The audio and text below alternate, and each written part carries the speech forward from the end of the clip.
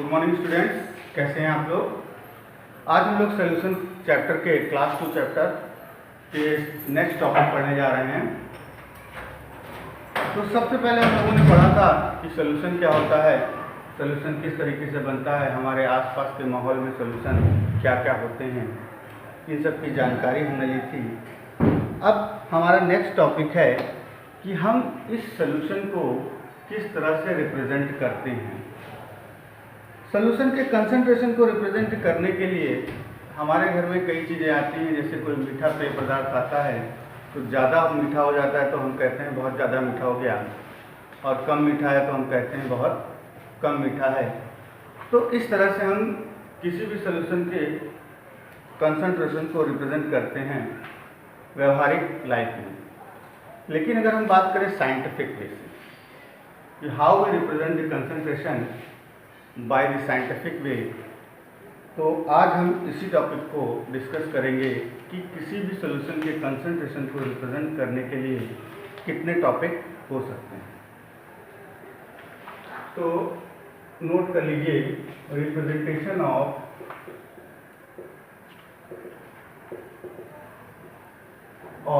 Concentration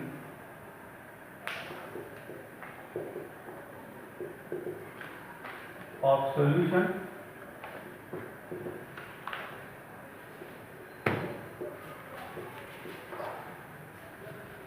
तो इस topic में जो पहला रिप्रेजेंटेशन है वो है मास परसेंटेज। मास परसेंटेज कैसे होता है, जैसे मान लीजिए हमने 1 किलोग्राम पानी में 200 ग्राम शक्कर को डिज़ोल्व किया, तो हम दोनों चीज़ मास में ले रहे हैं, उनका द्रव्यमान ले रहे हैं, तो इसको हम क्या बोलेंगे, मास परसेंटेज। तो यहाँ पे mass percentage, first representation of solution है आपका mass percentage, mass by mass percentage ये होता है mass percentage equal to mass of solute upon mass of solution into 100। अगर इस टॉपिक में क्वेश्चन की बात करें तो हम क्वेश्चन इस पे ले रहे हैं, suppose 200 gram sugar dissolve in 1 kg of water, तो how much percentage of mass percentage given by this solution.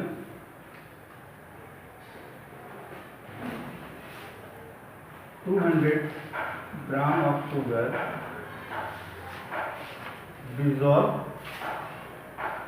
in 1 kg of water।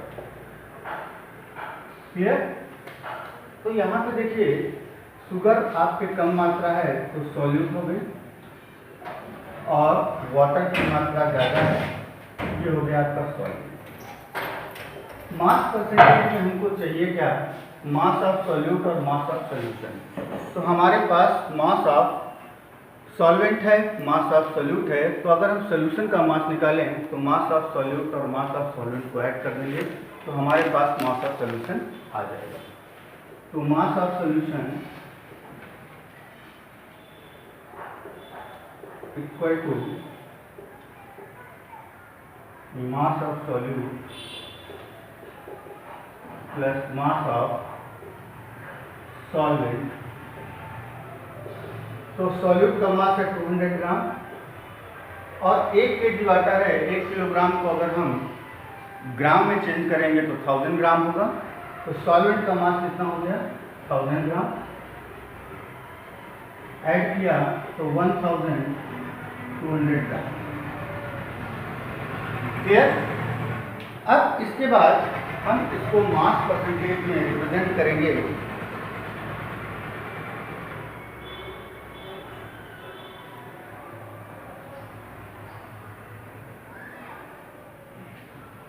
Mass percentage of solution equal to mass of solute 200 upon mass of solution 1200 gram into 100।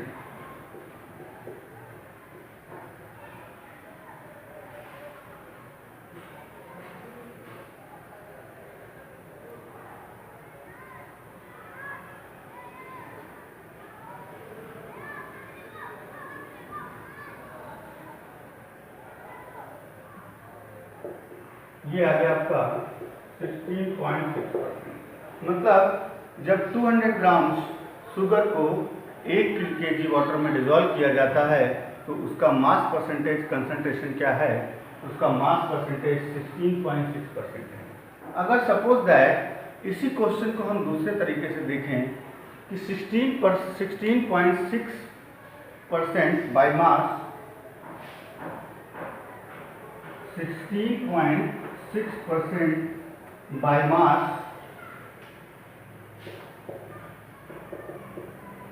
by mass of sugar solution अगर इस तरीके से किसी question में statement दिया हुआ है, content दिया हुआ है, तो हमको ये समझ लेना चाहिए कि यहाँ पे 16.6 ग्राम शुगर है और बाकी का क्या है, आपका वाटर है। इसका मतलब क्या है कि 16.6 ग्राम शुगर हो गई और बाकी क्या हो गया, बाकी का हो गया आपका वाटर। क्लियर? तो इस बात को ध्यान रखना, बहुत से क्वेश्चन में दिया रहता है कि ये सोल्यूशन बाय मास इतना परसेंट है, तो हमको उसको कैसे इस्तेमाल करना है। क्लियर? तो आगे पढ़ते हैं। जो नेक्स्ट रिप्रेजेंटेशन है कंसंट्रेशन का, वो है वॉल्यूम परसेंटेज। Volume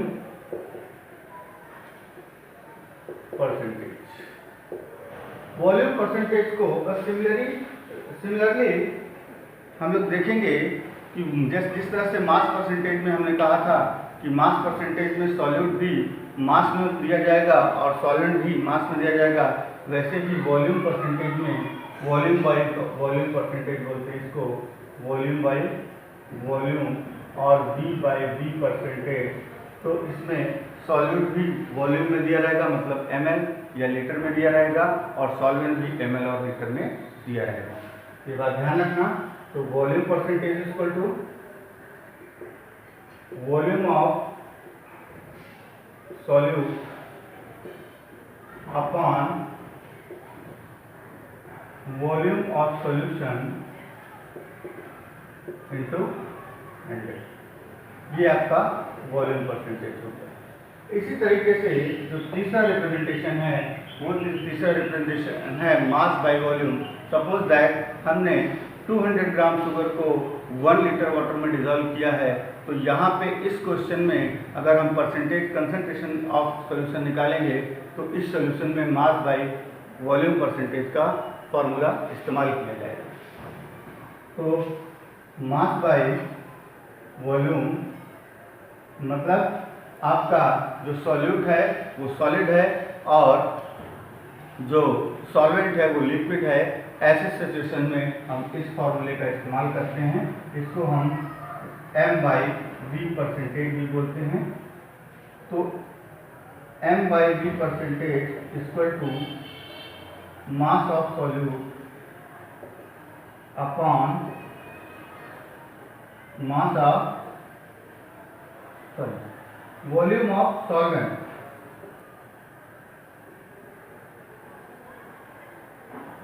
into 100। यहाँ पे ध्यान रखना कि डिनोमिनेटर में हमने क्या लिया है, वॉल्यूम ऑफ सॉल्वेंट। इससे पहले हम क्या लेते थे, वॉल्यूम ऑफ सॉल्यूशन या मास ऑफ सॉल्यूशन। तो लेकिन जब हमारे सॉल्यूट और सॉल्वेंट मास और वॉल्यूम में लिए गए हैं तो उनके वैल्यू अलग अलग ली जाएगी, मास ऑफ सॉल्यूट और वॉल्यूम ऑफ सॉल्वेंट।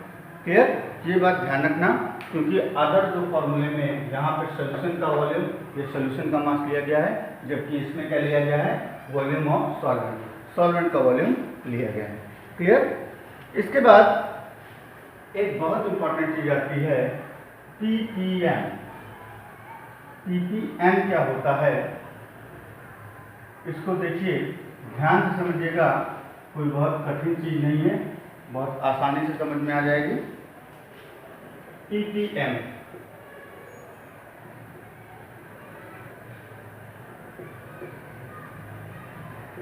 इसका मतलब होता है पार्ट पर मिलियन। पार्ट पर मिलियन मतलब मिलियन का मतलब होता है 10⁻⁶।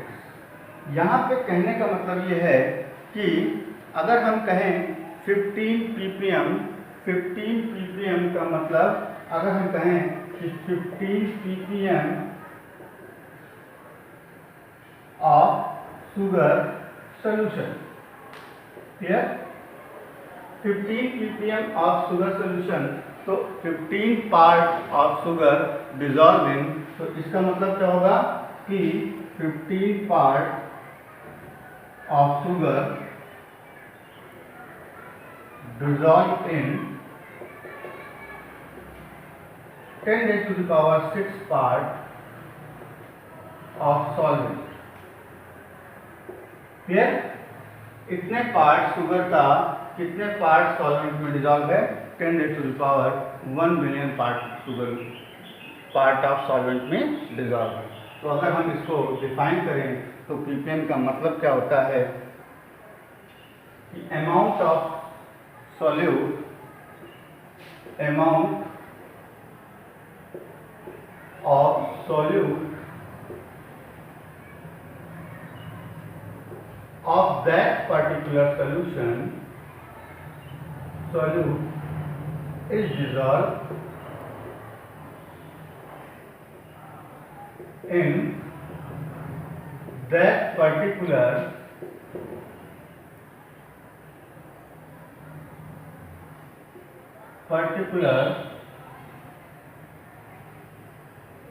या 10⁻⁶ part of solvent. Simple way में आपको याद रखना है amount of solute is dissolve in 10⁻⁶, इसी को हम बोलते हैं मिलियन, 10⁻⁶ पार्ट ऑफ सॉल्वेंट। तो इसका मतलब होता है ppm। अगर कहीं पे ppm लिखा हो तो अगर 5 ppm मतलब 5 part of solute dissolve in 10⁻⁶ part of solvent. Clear? तो ये मास में भी हो सकता है, वॉल्यूम में भी हो सकता है, या मास बाय वॉल्यूम में भी हो सकता है। तो ये हमें क्वेश्चन के अकॉर्डिंग इसको समझना है। इसके आगे बढ़ते हैं कि जो साइंटिफिक वे में हम लोग पढ़ते हैं कि परसेंटेज कंसंट्रेशन को रिप्रेजेंट जो किया जाता है वो हम मोलैरिटी और मोलैरिटी से रिप्रेजेंट करते हैं। किसी भी सॉल्यूशन का कंसंट्रेशन जो रिप्रेजेंट किया जाता है वो मोलैरिटी और मोलैरिटी से किया जाता है। चलिए अब नेक्स्ट टॉपिक हम लोग देखते हैं कि मोलैरिटी क्या होता है और मोलैरिटी क्या होता है। ठीक है?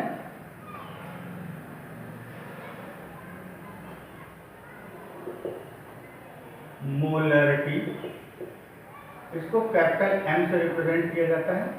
ठीक? Molarity equal two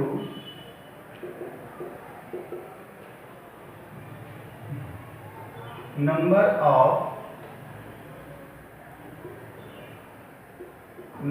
of mole of solute upon volume of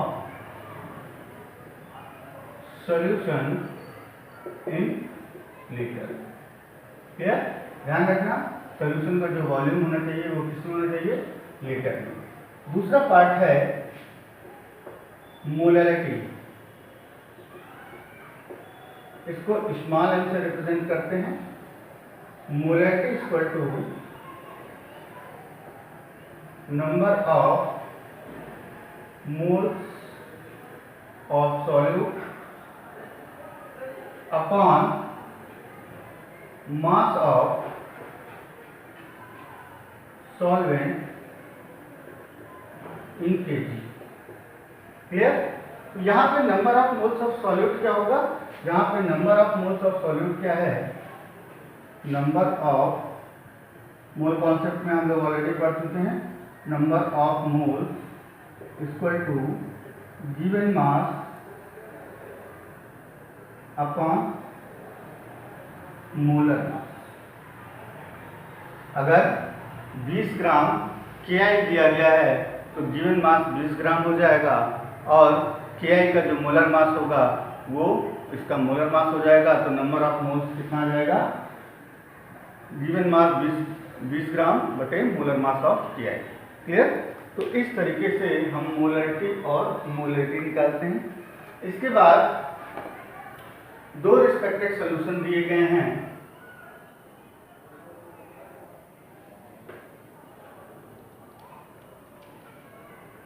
इसके बाद एक होता है नॉर्मेलिटी।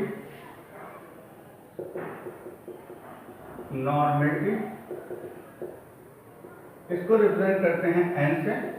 इसमें equivalent mass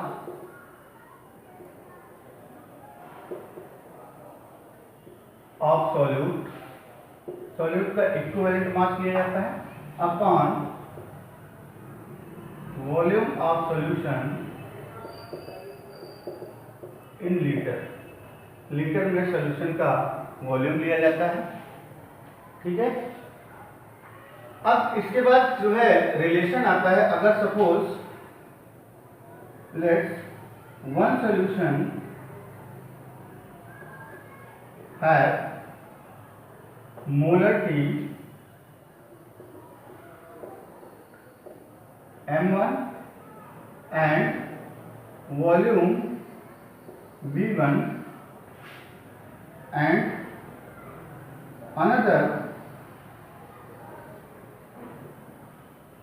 solution have molarity m2 and volume v2, then the relation between two solution is then the relation between two solution is m1 v1 equal to m2 v2। इसमें से आपको इस जो फॉर्मूले में जो रिलेशन में है 4 पैरामीटर दिए गए हैं। 4 पैरामीटर में क्वेश्चन में न्यूमेरिकल्स में कोई 3 पैरामीटर दिया होगा और चौथा पैरामीटर आपको निकालना होगा। क्लियर? इसके बाद कंसंट्रेशन को रिप्रेजेंट करने का जो लास्ट टॉपिक है वो है mole fraction.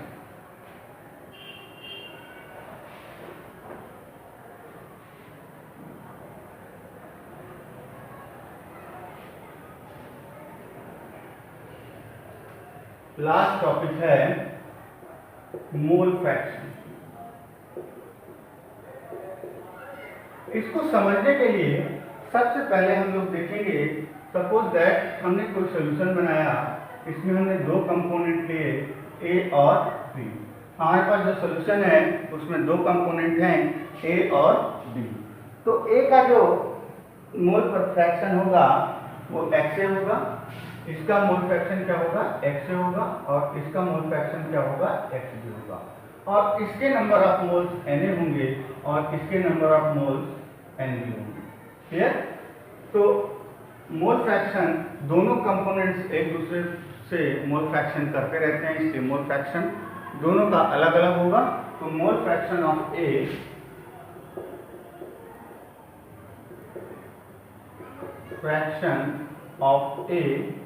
XA equal to Na upon Na plus Nb। इसका मतलब क्या है कि number of moles of A upon total number of moles of solution. Clear? दूसरा, मोल फ्रैक्शन